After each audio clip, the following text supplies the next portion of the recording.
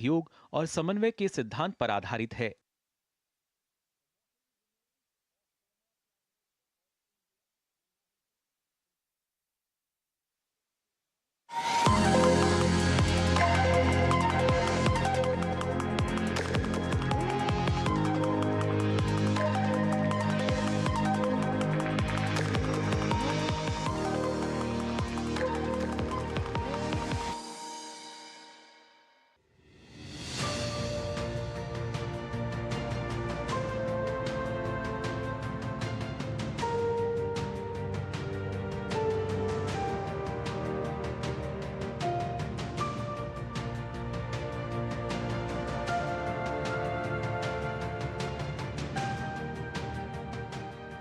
हमारा प्रयास है कि छठी क्लास से ही विद्यार्थी अटल टिंकरिंग लैब में जाएं और फिर कॉलेज से निकलते ही उसको इंक्यूबेशन का, स्टार्टअप का एक इकोसिस्टम तैयार मिले।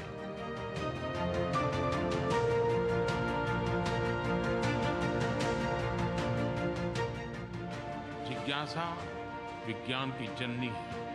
हर मन में वैज्ञानिक सोच हो, विज्ञान के प्रति आकर्षण और हर पीढ़ी को इनोवेशन पे बल देना। और विज्ञान और टेक्नोलॉजी के बिना इनोवेशन संभव नहीं। ज्ञान, विज्ञान, टेक्नोलॉजी, ये सारी बातें हमारे विकास यात्रा के सहज हिस्से हैं।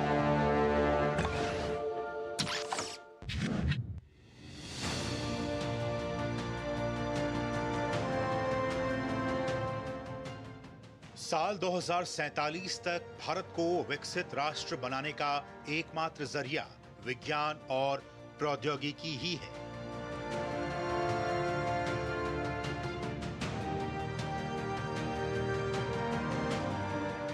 आज देश की तरक्की के पैमाने का निर्धारण विज्ञान और प्रौद्योगिकी पर निर्भर करता है।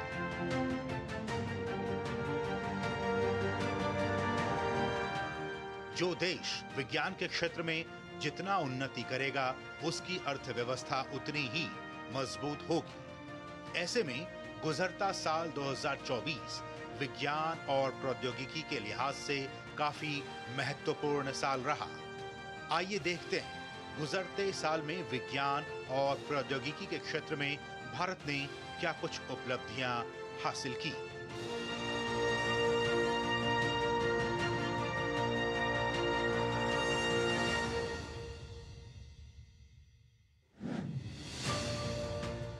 इसरो ने अंतरिक्ष में ब्लैक होल का अध्ययन करने में मदद करने वाले अपने पहले एक्सरे पोलरीमीटर उपग्रह का सफलतापूर्वक प्रक्षेपण करने के साथ 2024 की शुरुआत की। एक्सपोसैट एक्सरे स्रोत के रहस्यों का पता लगाने और ब्लैक होल की रहस्यमयी दुनिया का अध्ययन करने में मदद करेगा।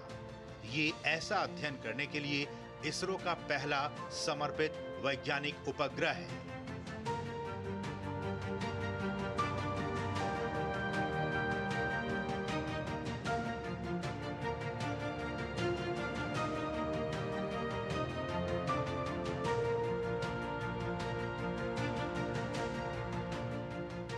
प्रधानमंत्री नरेंद्र मोदी ने इंदिरा गांधी परमाणु अनुसंधान केंद्र कलपक्कम में 400 करोड़ रुपए की लागत से निर्मित demonstration fast reactor fuel reprocessing plant को राष्ट्र को समर्पित करके एक ऐतिहासिक क्षण को चिन्हित किया।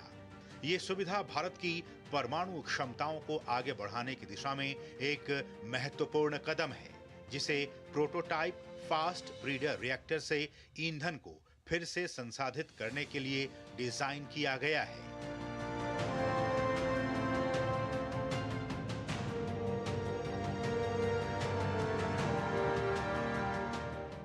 प्रधानमंत्री नरेंद्र मोदी ने कोच्चि लक्षद्वीप द्वीप समूह सबमरीन ऑप्टिकल फाइबर कनेक्शन परियोजना का उद्घाटन किया।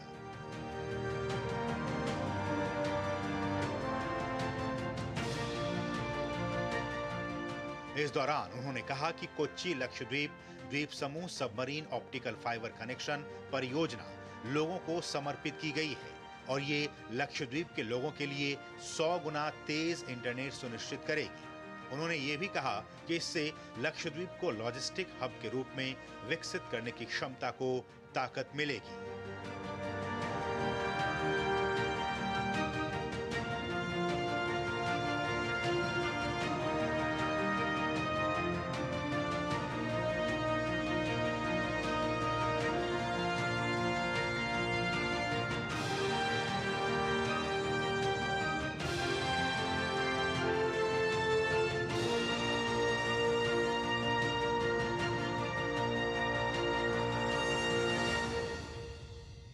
साल 2020 में आपको मैंने गारंटी दी थी कि 1000 दिन में आपको तेज इंटरनेट की सुविधा पहुंच जाएगी। आज Kochi Lakshadweep submarine optical fibre project का लोकार्पण हो गया है।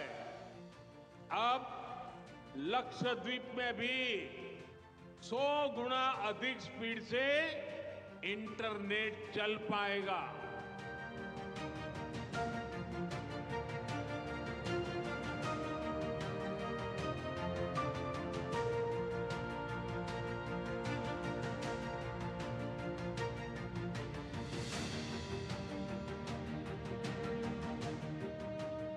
सूर्य के अध्ययन की बात की जाए तो देश के पहले सौर मिशन आदित्य L1 अंतरिक्ष यान ने सूर्य पृथ्वी के L1 बिंदु के चारों ओर पहली हेलो कक्षा की अपनी परिक्रमा पूरी कर ली।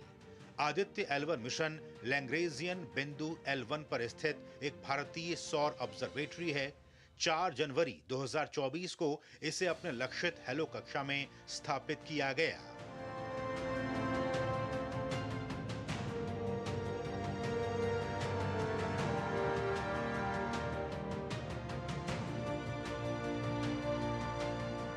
साल 2024 में देश के सबसे एडवांस मौसम सैटेलाइट इनसैट 3DS की सफलतापूर्वक लॉन्चिंग की गई। आंध्र प्रदेश के श्रीहरिकोटा में सतीश धवन स्पेस सेंटर के लॉन्च पैड से इसरो ने इस सैटेलाइट की लॉन्चिंग की। मौसम सैटेलाइट इनसैट 3DS को GSLV F-14 रॉकेट के जरिए लॉन्च किया गया।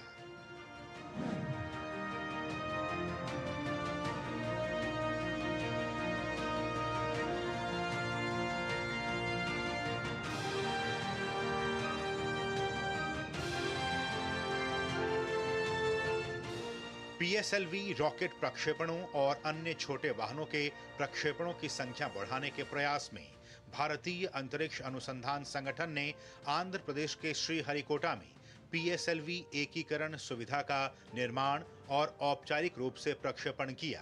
प्रधानमंत्री नरेंद्र मोदी ने इस सुविधा का उद्घाटन किया। इस नई सुविधा से लॉन्च पैड पर PSLV और छोटे रॉकेटों का शीघ्र संयोजन और एकीकरण संभव हो सकेगा।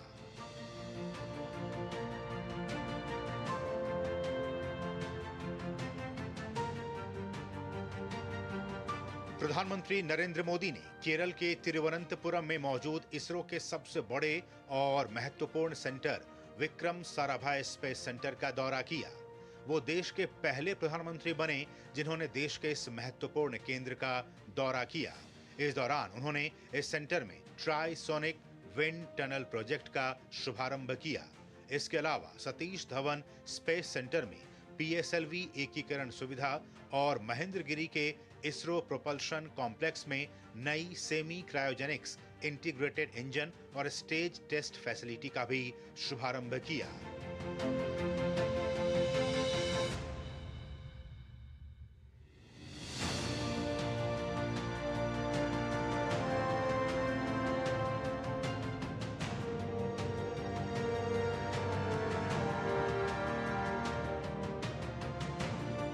हर राष्ट्र की विकास यात्रा में कुछ क्षण ऐसे आते हैं जो वर्तमान के साथ ही आने वाली पीढ़ियों को भी परिभाषित करते हैं। आज भारत के लिए ये ऐसा ही क्षण है। हमारी आज की जनरेशन बहुत सौभाग्यशाली है, जिसको जल, थल, नभ और अंतरिक्ष में ऐतिहासिक कामों का यश मिल रहा है।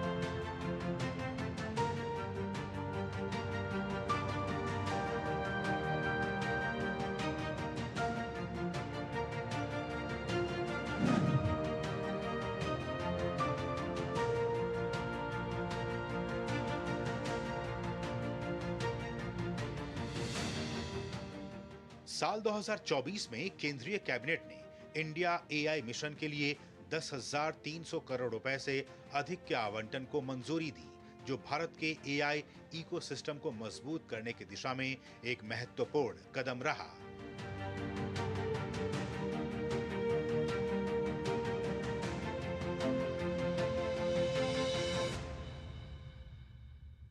आज भारत के पास एक और एडवांटेज है, जो इस सदी को भारत की सदी बनाने के लिए बहुत महत्वपूर्ण है। आप सब जानते हैं कि ये एआई का दौर है। दुनिया का वर्तमान और भविष्य एआई से जुड़ा हुआ है, लेकिन भारत के पास डबल एआई पावर की एडवांटेज है। अब आपके मन में सवाल होगा कि दुनिया पास एक ही एआई है, ये मोदी के पास डबल एआई कहां से आ गया? दुनिया की नजरों में एक ही एआई है, वो है आर्टिफिशियल इंटेलिजेंस। लेकिन हमारे पास वो तो है ही, दूसरी एआई है एस्पिरेशनल इंडिया।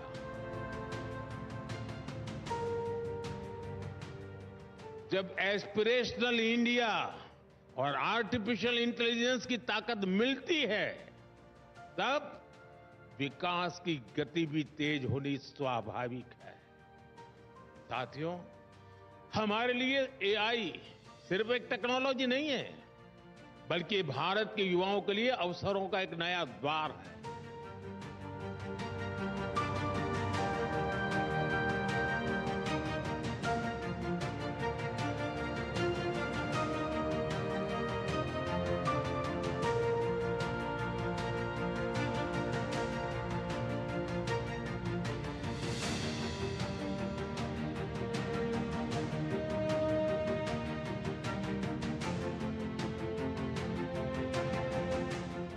प्रधानमंत्री नरेंद्र मोदी ने वीडियो कॉन्फ्रेंसिंग के जरिए लगभग 1.25 लाख करोड़ रुपए की 3 सेमीकंडक्टर फैसिलिटीज की नींव रखी।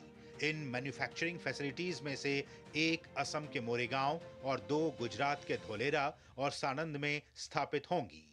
इससे भारत को सेमीकंडक्टर मैन्युफैक्चरिंग के लिए ग्लोबल हब बनने में मदद मिलेगी। इस मौके पर पीएम ने कहा कि आज एक ऐतिहासिक दिन है।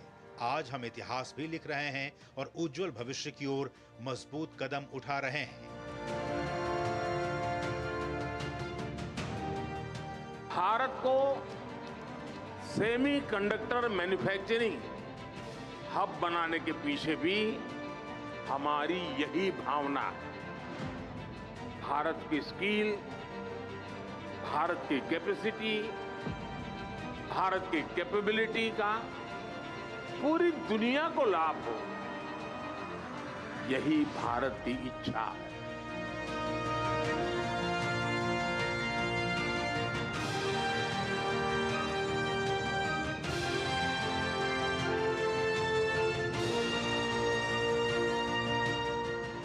भारत सेमीकंडक्टर इंडस्ट्री के लिए एक अच्छा एनर्जी कंडक्टर बनने के लिए हर चेक बॉक्स को टिक कर रहा है।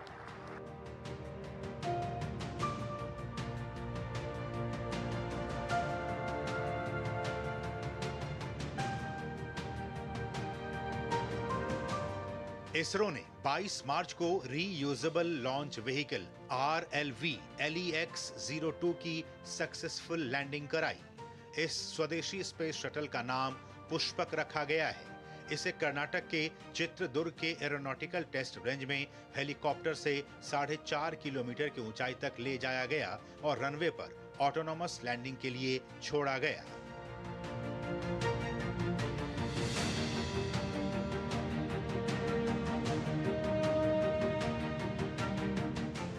रीयूजेबल रॉकेट के पीछे का आइडिया स्पेसक्राफ्ट को लॉन्च करने के लिए इस्तेमाल किए जाने वाले अल्ट्रा एक्सपेंसिव रॉकेट बूस्टर को रिकवर करना है, ताकि फ्यूल भरने के बाद इनका फिर से इस्तेमाल किया जा सके। इसरो ने अपने अर्थ ऑब्जर्वेशन सैटेलाइट मिशन के तहत अपने छोटे सैटेलाइट लॉन्च व्हीकल से श्रीहरिकोटा से EOS-08 सैटेलाइट को सफलतापूर्वक लॉन्च किया।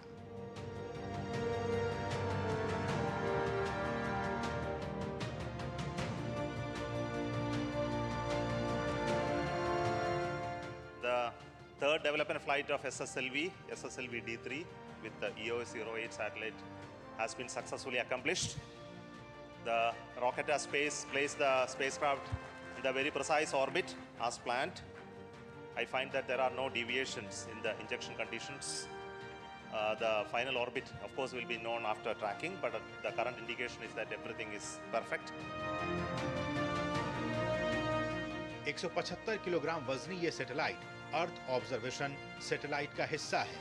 देश ने 23 अगस्त 2024 को अपना पहला राष्ट्रीय अंतरिक्ष दिवस मनाया। राष्ट्रीय अंतरिक्ष दिवस 2024 का विषय था चंद्रमा को छूते हुए जीवन को छूना, भारत की अंतरिक्ष गाथा।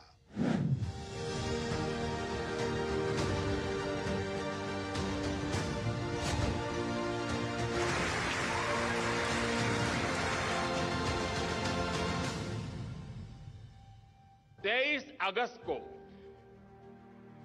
जब भारत ने चंद्रमा पर तिरंगा फहराया, उस दिन को अब हिंदुस्तान नेशनल स्पेस डे के रूप में मनाया जाएगा।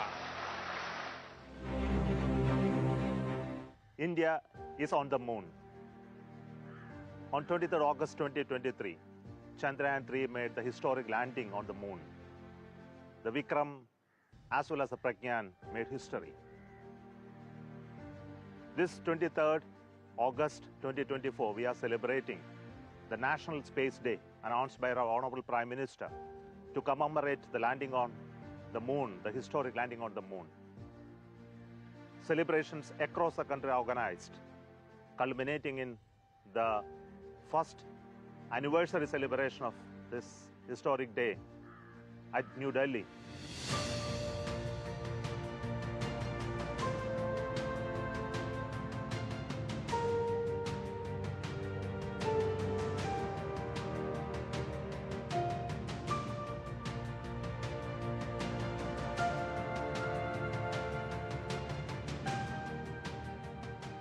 दरअसल भारत के चंद्रयान-3 मिशन ने 23 अगस्त 2023 को चांद की सतह पर विक्रम लैंडर की सुरक्षित और सॉफ्ट लैंडिंग पूरी की थी।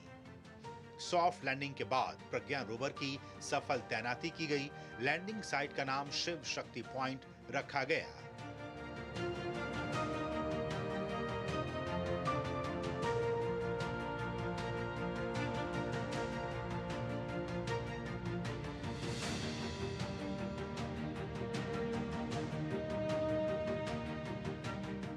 हमने धरती पर संकल्प लिया और चांद पर उसे साकार किया। और हमारे वैज्ञानिक साथियों ने भी कहा, India is now on the moon. आज हम अंतरिक्ष में नए भारत की नई उड़ान के साक्षी बने।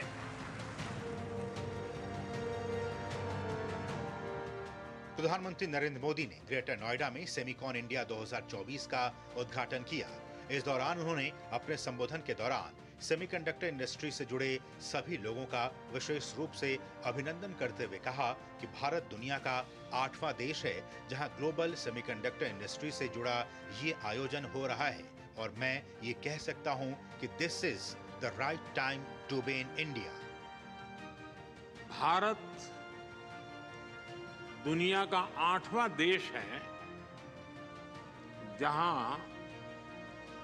ग्लोबल सेमीकंडक्टर इंडस्ट्री से जुड़ा ये भव्य आयोजन हो रहा है और मैं कह सकता हूं कि this is the right time to be in India. आज का भारत दुनिया को भरोसा देता है when the chips are down, you can bet on India.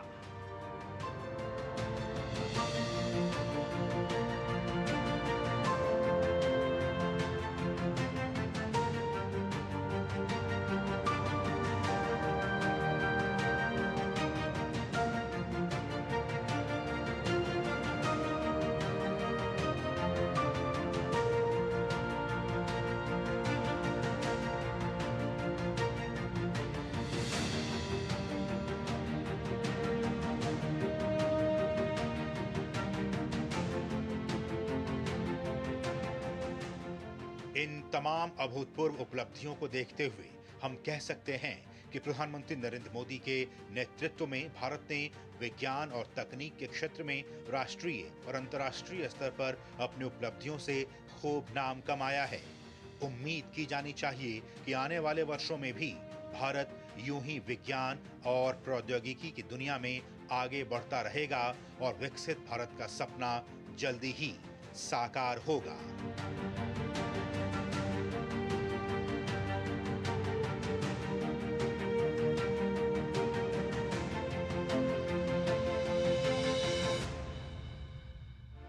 जिज्ञासा विज्ञान की जननी है। हर मन में वैज्ञानिक सोच हो, विज्ञान के प्रति आकर्षण और हर पीढ़ी को इनोवेशन पे बल देना और विज्ञान और टेक्नोलॉजी के बिना इनोवेशन संभव नहीं है। ज्ञान, विज्ञान, टेक्नोलॉजी, ये सारी बातें हमारे विकास यात्रा के सहज हिस्से हैं।